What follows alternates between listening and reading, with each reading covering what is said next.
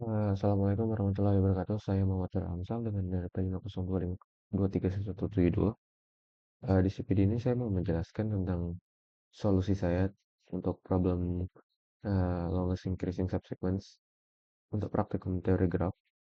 Oke, lanjut aja, langsung aja di sini. Eh, untuk solusi saya di sini, pertama saya buat fungsi LIS sama DFS. Kan kita di teori graf ya, jadi kita harus buat solusi menggunakan konsep graf. Nah, pertama di sini untuk itu intinya eh, untuk representasi state-nya itu kita bisa buat state di mana eh, state-nya itu merepresentasikan array yang kita ambil gitu. Jadi misalnya kita punya array A1 sampai AM. Nah, di root node-nya itu kita bakal mulai dengan empty string.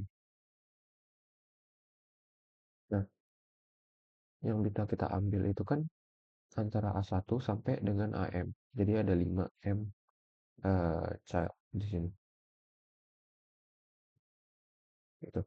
Ah, bukan, sorry. Ini searching, sorry. Jadi tadi harusnya itu representasi grafnya itu A1 kan eh, tadi kita punya array A1 sampai dengan 1, 2 sampai AM. Nah, untuk setiap node A1 sampai AM ini nanti kita representasiin adjacency list-nya itu dengan entry di mana oke, gini aja. Untuk formalnya itu AI itu bakal punya bertetangga dengan AJ kalau sorry AJ kalau I itu lebih besar dari lebih kecil, sorry, lebih kecil dari J, dan dia itu eh, I itu lebih kecil dari AJ. Untuk setiap eh, I, J elemen node. Nah, itulah intinya. Eh, Terus karena kan kita aturan dari LS itu kita harus membuat subsequence di mana untuk setiap entry-nya itu dia harus increasing dan dia itu paling panjang gitu. Nah, aturan itu harus disesuaikan, harus di apa? Harus di satisfy dengan kriteria ini untuk setiap tetangga dari graf gitu, dari node.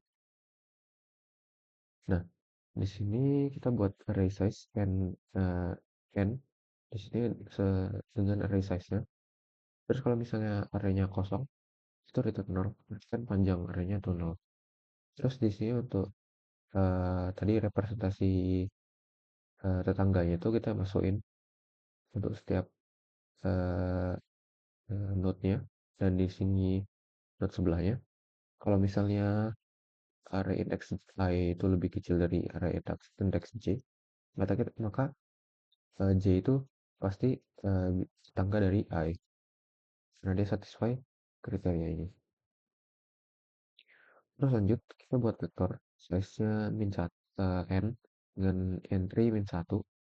Itu merepresentasikan kalau di node index ke I itu optimal solutionnya itu berapa gitu.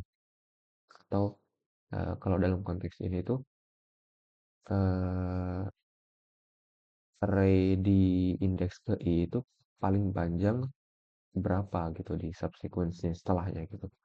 Jadi misalnya kayak di sini A2 subsequence paling panjang yang bisa kita dapat dari A2 sampai AM itu berapa gitu. Nah, untuk sementara kita assign dengan -1, artinya itu kita belum ketemu gitu maksimum subsequence-nya gitu. Nah, terus kita inisialisasi mm, maksimum panjangnya itu 0. Terus setelah itu kita mulai dari array 0, array entry pertama dari entry-nya itu dulu. di sini kita mulai sampai dengan N-1 atau kita pokoknya kita iterate elemen di array-nya. Terus kita ambil max length-nya dengan mengcompare nilai sebelumnya dengan nilai yang baru. Di sini kita DFS itu intinya di sini kita kita melakukan rekursi untuk mencari max length dari suatu indeks dalam array-nya. Nah, di sini kita ngecek kalau misalnya dia udah ketemu nilai maksimum subsequence-nya, length subsequence-nya sebelumnya, itu kita return. Berarti kan ini kita ini approach-nya dynamic programming kan, memoisasi. Kita simpan nilai max length dari suatu indeks dari array-nya. Misal di sini let's say kita di A10 sampai ke AM itu kita udah compute berapa subsequence maksimum dengan awalan A10 sampai AM gitu. Misalnya 3 gitu. Jadi return 3. Terus kalau misalnya belum, nah kita inisialisasi max length-nya 1 karena kita pasti ngambil node itu sendiri gitu sebagai sequence.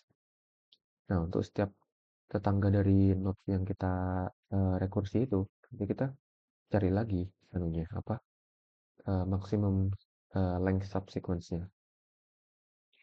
Nah, terus ini kita assign di node itu kita assign dengan max length yang udah kita rekursi tadi. Terus kita return anunya apa maksimum length-nya. Nah, di sini let's say kita udah di base case gitu kan. Artinya apa? Kalau di base case itu kan dia nggak punya neighbor ya kan. Misal kita di ujung di AM gitu ya. Artinya kan dia nggak punya neighbor.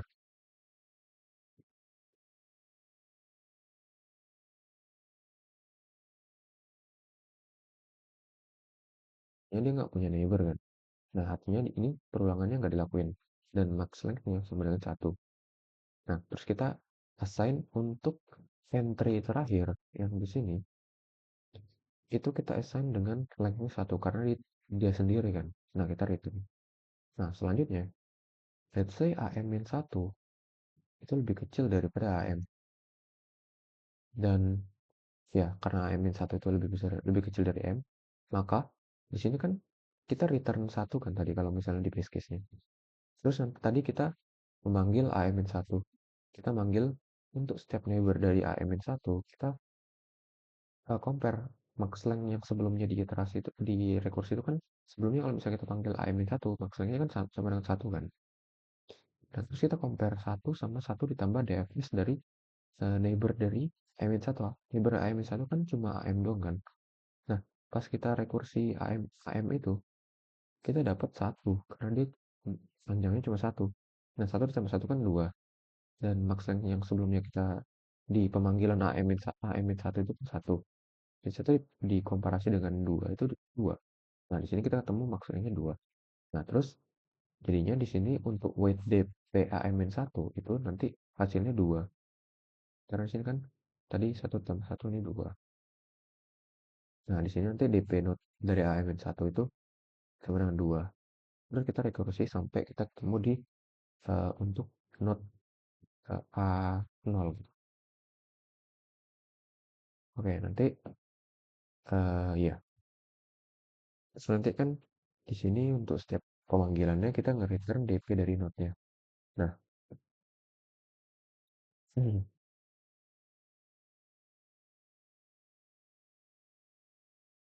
ya nanti terus di sini nanti kita iterasi lagi. Mungkin dia itu nggak bisa langsung dari A0 gitu kan. Kita kita mungkin solusinya itu nggak kita ambil dari array A0. Bisa aja kita ambil dari A1 sampai ke ujung gitu kan. Nah, makanya kita perlu iterasi di sini untuk mencari yang optimum. Kemudian kita return max length.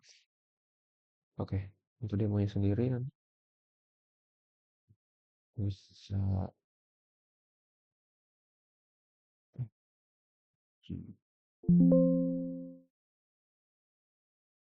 compile dulu plus plus.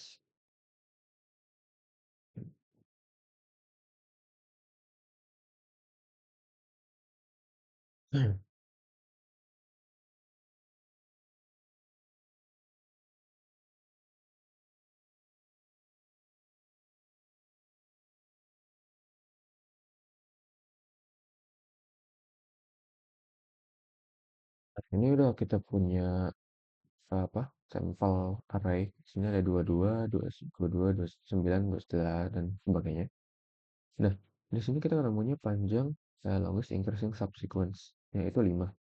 Kenapa? Karena kita bisa ngambil berapa di sini? Kita bisa ngambil 22, kemudian 33, kemudian 41, 60 sama 80. Mungkin 1, 2, 3, 4, 5. Nah, let's say kita maunya apa? Kita maunya dia interaktif gitu ya. Nah, let's say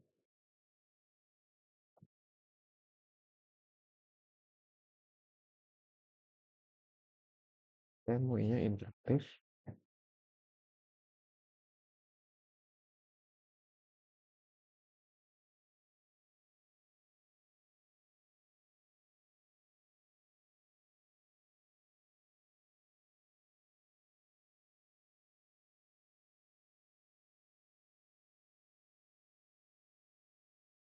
Ini kita bisa interaktif. Kita bisa minta berapa array size yang dimau oleh usernya gitu. Nah, kayak kita jalan lagi. Misalnya ada 10. Terus kita 21.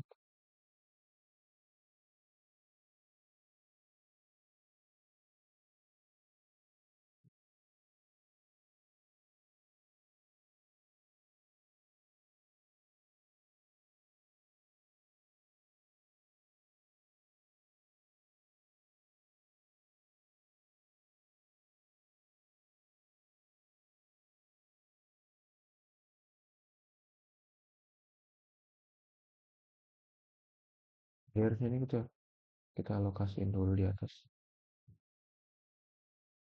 Besar N.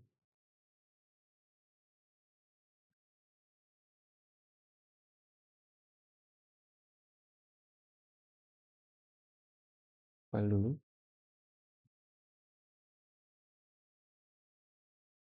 Terus kita minta 10.